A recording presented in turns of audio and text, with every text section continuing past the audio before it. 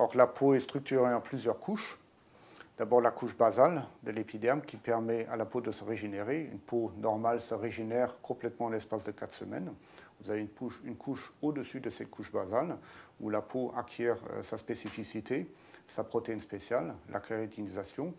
Et puis, la couche cornée qui est tout à fait la couche la plus superficielle de la peau qu'on peut comparer à un ciment qui protège la peau de l'environnement extérieur. Alors cette couche cornée est très facile à être abîmée si vous avez une manipulation permanente de facteurs irritants, alors style savon, désinfectant ou de l'essence. Vous enlevez la graisse de cette couche cornée et les facteurs d'irritation peuvent rentrer plus profondément dans cette peau et elles provoquent ensuite de l'irritation, d'où de l'eczéma.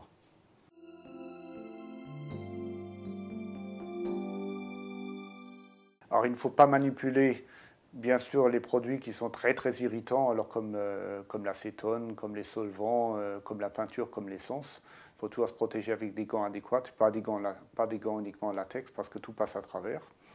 Mais il y a également des produits entre guillemets dangereux que l'on ne suspecte pas.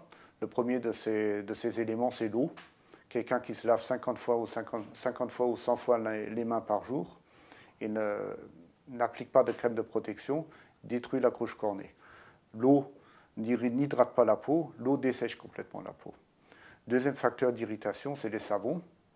Alors bien sûr, les savons liquides sont moins irritants que les savons sous forme de pain, mais également ces savons détruisent les graisses au niveau de l'épiderme, au niveau de la peau, et produisent également donc de l'inflammation si vous les utilisez de façon permanente. Autres produits qui peuvent beaucoup irriter la peau, ce sont les shampoings, si vous lavez les mains avec les shampoings, ou bien quelqu'un qui lave la tête à d'autres personnes 20 fois par jour, les apprentis coiffeuses, et bien sûr les désinfectants.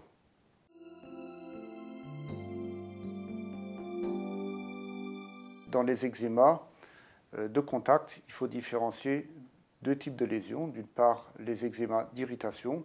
Tout le monde peut en souffrir. S'il y a un contact suffisant avec l'eau, avec le savon, avec le désinfectant, avec le shampoing.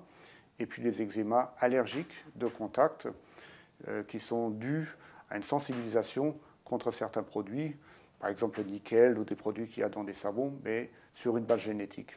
Alors dans les eczémas d'irritation, vous avez d'abord des lésions qui se localisent là où la peau est la plus fine, au niveau des mains, c'est-à-dire entre les doigts. Et parce qu'ici, vous avez une chambre humide également, où les produits peuvent continuer à irriter la peau.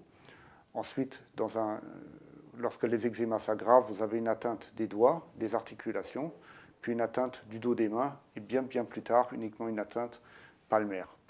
Dans les eczémas allergiques au contact, les symptômes sont différents. Vous n'avez pas uniquement des rougeurs ou des squames, mais également des petites boules d'eau, des vésicules qui apparaissent au niveau de la face latérale des doigts, sur les doigts ou bien sur le dos des mains. Et ces vésicules sont très grattantes, très prurigineuses et très désagréables. Ils peuvent se surinfecter.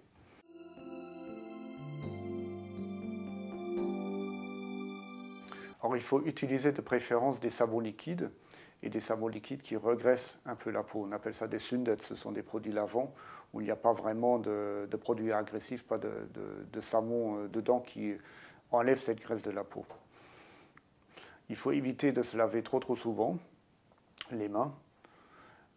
Je dirais maximum 10 à 15 fois par jour, c'est tout à fait suffisant dans la vie courante.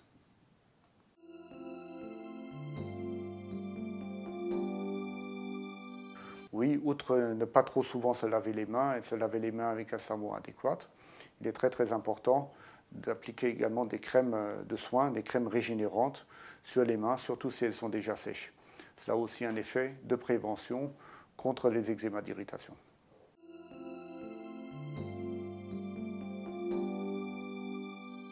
Or, le temps qu'il fait dehors est bien sûr un facteur aggravant de l'eczéma d'irritation.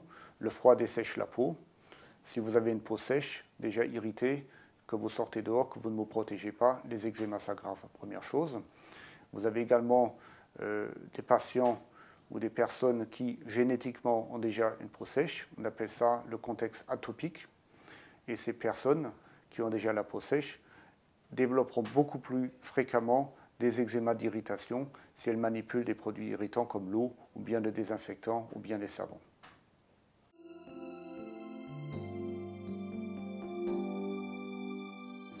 Ne pas trop souvent se laver les mains, se les laver quand même bien sûr.